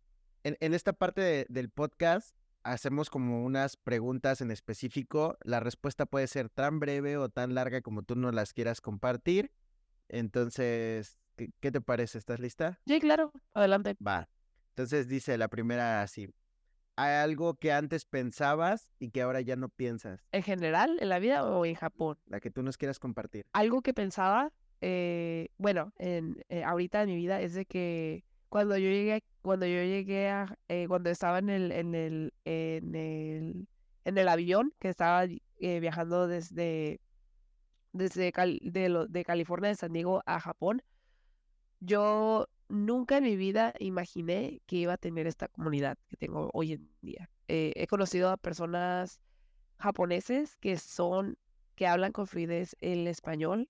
Tengo una amiga que ella es directora de la Academia de Flamenco en mi ciudad y de hecho tuvo un concierto el domingo y yo nunca había visto flamenco y habla el español y lo baila impresionante. Su esposo es fanático de Argentina, entonces cantan en español y cantan hermoso o sea, hermoso lo que hacen. Y les gusta mucho la cultura latina y de España, ¿no? Hispanohablante. Yo tengo un grupo de bachata y salsa. Yo soy bachatera y salsera. Entonces, cuando le digo mi día libre sin niños, conocí a esta persona, no tengo el libro aquí, pero él fue un docente de secundaria por varios años y él escribió un libro de que ha viajado a 80 países diferentes Wow. y, y él da mucho a la comunidad. De hecho, ayer lo miré, tuvimos un evento ayer con mis maestros, festejamos como te dije, y fuimos con él y de hecho, pues aquí lo tengo, mira, aquí tengo si quieres que te enseñe rapidito. Por supuesto. Eh, Aquí tengo documentos. Tuvimos un evento en mi primaria donde él vino a platicar sobre eh, problemas globales y lo que sucede en otros países para los de quinto y sexto grado, porque yo me hice muy amiga de él. Y mira, esta es una foto que hace que los maestros de los estudiantes se disfracen de diferentes lugares del mundo y digan el saludo. Y explica su historia de cómo es él. Él es el señor Nakaya y es muy famoso en Ehime, Wow. mi ciudad. Una persona muy linda y sabe bailar muy bien salsa y bachata. Muy buen bailador. Entonces, él tiene un bar y en su tiempo libre él forma estos bailes, pero también es una persona muy preparada. Y él, igual que yo, o sea, somos fanáticos de las culturas y de la competencia global, el multiculturalismo, ¿no? Entonces, él, cuando fue a mi escuela a dar una presentación, y de hecho tengo un artículo, escribí un artículo en inglés, lo puedo traducir, luego te lo envío, de ese evento que yo nunca me imaginé y habló sobre, por ejemplo, una historia de cuando fue a la India, de que miró que un bebé estaba muerto y que la familia lo puso enfrente de la calle y empezó a pedir dinero. El niño estaba muerto y que eso le impactó mucho. Y todos mis estudiantes, pues sus carreras nunca, te digo, los japoneses no son expuestos a las culturas y de lo que sucede afuera del mundo. Es un país muy homogénico, homogénico, Pues es muy sí, cerrado, ¿no? O sea, muy cerrado. Sí, muy cerrada, es una isla, pero también como sociedad apenas están saliendo, por eso traen a extranjeros como yo a ser maestros, los estudiantes impactados. Y él, el señor Nakaya, también tiene una compañía para mandar juguetes a Ucrania. Entonces, de hecho, él salió en varias noticias en mi prefectura y logró obtener varios juguetes de Japón. Entonces, todos mis estudiantes le escribieron una carta a cada uno.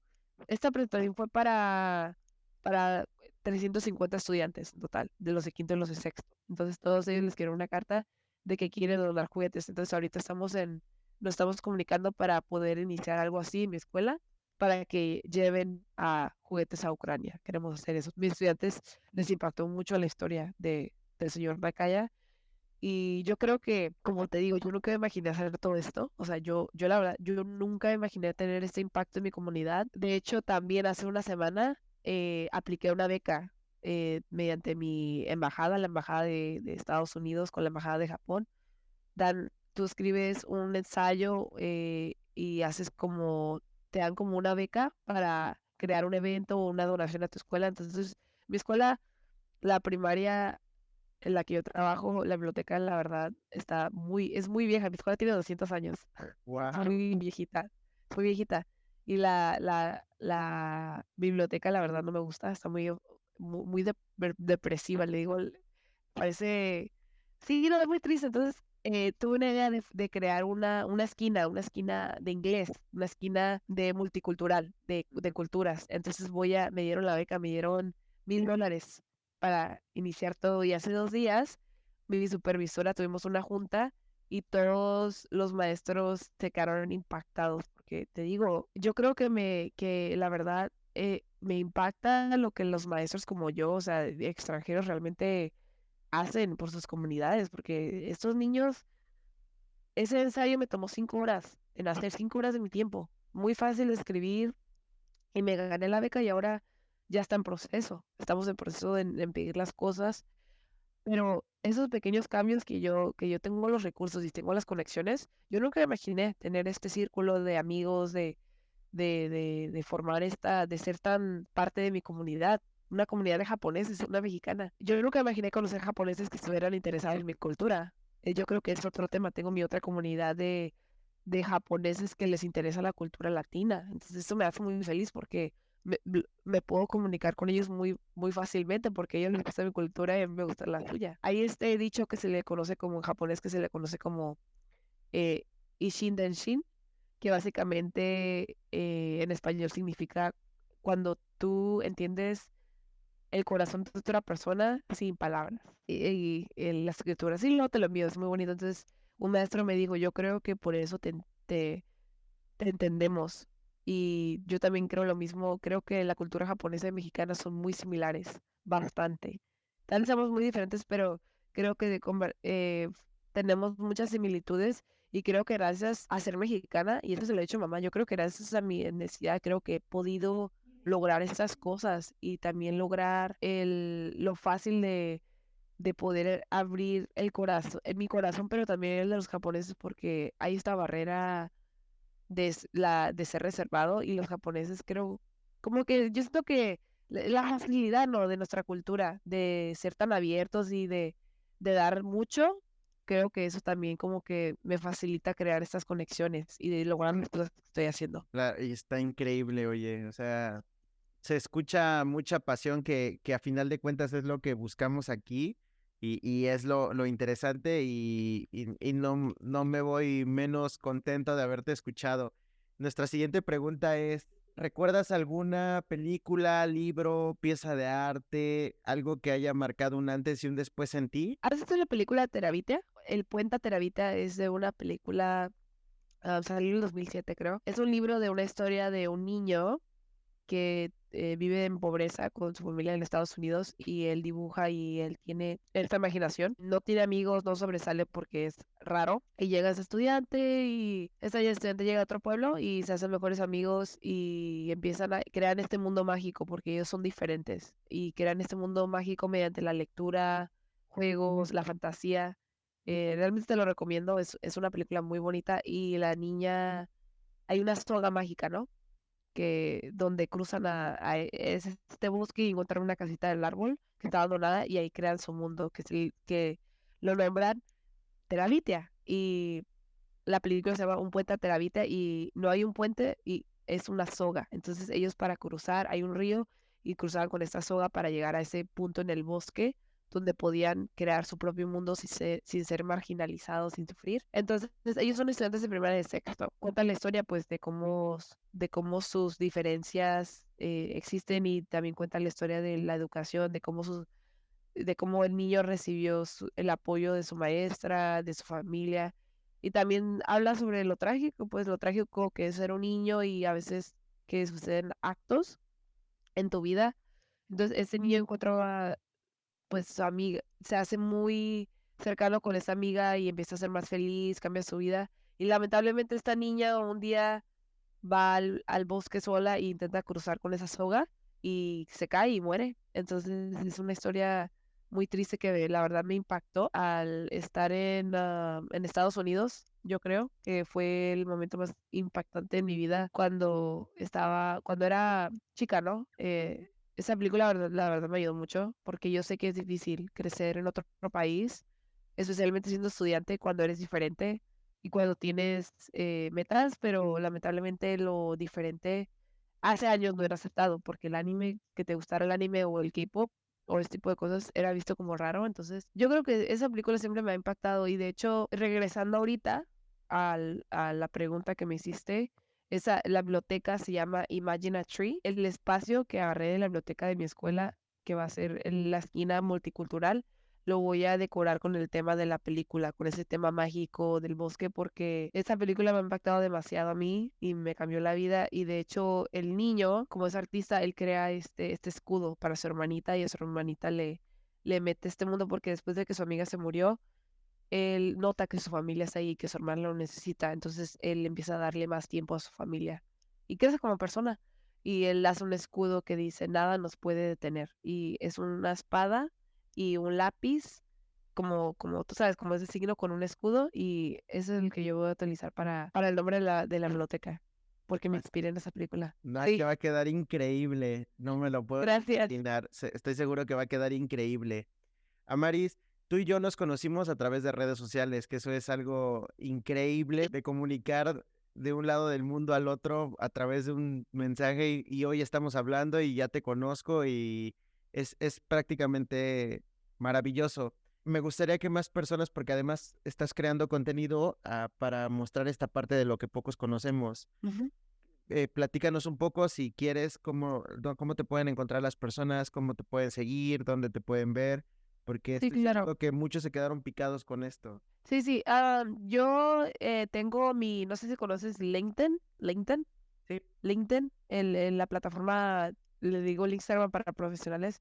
Yo te voy a dejar mis links de mi LinkedIn. Ahí escribo a veces artículos de los eventos que he tenido en mi vida y mi experiencia profesional está ahí.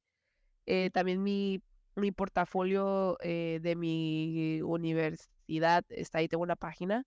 Y en TikTok, ok, en TikTok no hago tantos videos, o sea, sí hago videos, pero a veces me aburro y hago videos así de lo loco, así que necesito borrar algunos, pero me pueden encontrar en TikTok como Universe. Universe. Universe es el nombre de no tengo una compañía, pero es como mi logo, tengo un logo y así me pueden encontrar. Universe, mira, ahí estoy. Universo Riz. Luego te lo envío, pero Claro, claro, claro. Además le vamos a encargar al editor que en esta parte ponga todos los links en la descripción del video para que te puedan ir a seguir.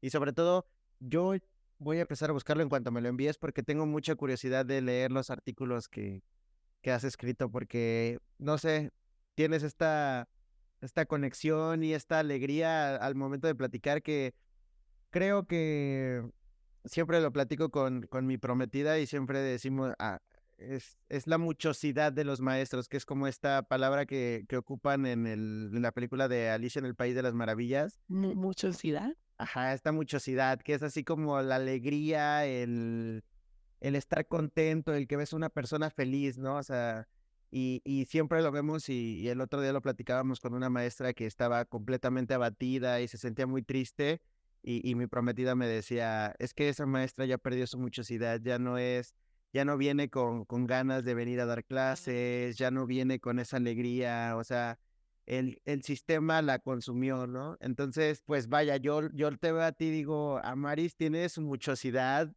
completamente viva y lista para compartirla con el mundo, que es ahí como una palabra que me gusta usar mucho con ella. Muchas Y, y, y la verdad es que yo me voy bien contento y no puedo más que agradecerte que te hayas tomado el tiempo para platicar.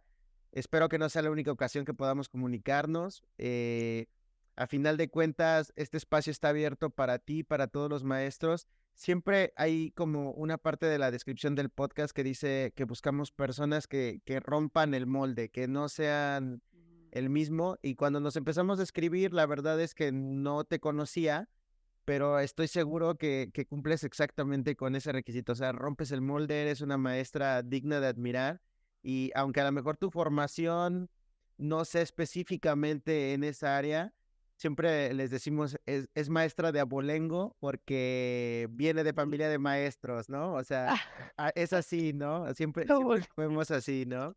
Cuando preguntan aquí en México o así, dicen, no, es maestro de abolengo porque viene de familia de más maestros. Entonces, lo más importante lo tienes, que es el corazón para estar dispuesta a enseñar y cambiar la vida de los niños, que es a final de cuentas todo lo que buscamos nosotros, ¿no? O sea, como maestro, al final de la quincena llegas y dices, rayos, el pago no es tan grande como yo quisiera. Y después dices, pero me acuerdo de mi alumno que no leía y hoy ya está haciéndolo, ¿no? Antes de que nos despidamos, por favor, ¿hay algo que tú quieras comentarle a las personas que nos están viendo, que nos van a escuchar? ¿Algún mensaje que les quieras dejar? Bueno, para todo el público en general, ya sean docentes o la persona que sea, ¿no? De que se pongan a investigar lo que significa Ikigai en japonés para que vean el diagrama. Creo que si hay una persona que se encuentra como sin motivo o sin pasión o necesitan un empujón a esa felicidad, yo creo que se pongan a pensar, ¿no? De que qué impacto están teniendo en su vida, pero también en sus comunidades. Creo que la mejor manera de crecer como persona es dando y no esperar nada a cambio, pero en el mundo educativo creo que si unimos nuestros recursos y nuestras comunidades se puede formar muchas cosas más poderosas. Entonces, pues ese es el mensaje y te quiero agradecer también, Irwin, a ti por esta oportunidad. La verdad, me la pasé muy bien. No, y yo igual, antes de despedirnos, me gustaría hacerte la última pregunta, que es la que yo más disfruto escuchar y con la que siempre cerramos el podcast, que es, ¿para ti educación es? Para mí la educación es barreras sin fronteras. Wow, está Ujú. increíble. Sí tiene sí tiene un significado porque yo crecí en una frontera. Entonces, tengo, u- ajá, tengo un artículo, hace mucho tiempo escribí un ensayo y yo me describo como World Without Frontiers, una carrera sin fronteras. Entonces utilizo mucho eso. Creo que la educación no tiene barreras o Tienes sin toda la fronteras. razón. Comparto completamente contigo. Amaris, pues muchísimas gracias. Espero que este día que inicia para ti sea increíble, porque esta noche que cierra para mí en viernes, la verdad es que creo que no pudo haber sido mejor plan de viernes que haberlo cerrado con una conversación tan linda contigo. La verdad es que me voy bien contento y la verdad, siendo un poco egoísta, siempre les digo, pues aunque te guste o no te guste el video que estás observando, la verdad es que yo ya crecí como maestro al escucharte hoy porque me llevo esa emoción y sobre todo las ganas de hacer lo mismo que tú estás haciendo, que es transformar el mundo a través de lo que estamos haciendo ahí. Pues Amaris, pues muchísimas gracias. Sí, muchas gracias. Gracias, Irving. Adiós. Cuídate. Adiós, Muchas gracias. cuídate. Sí, sí, sí.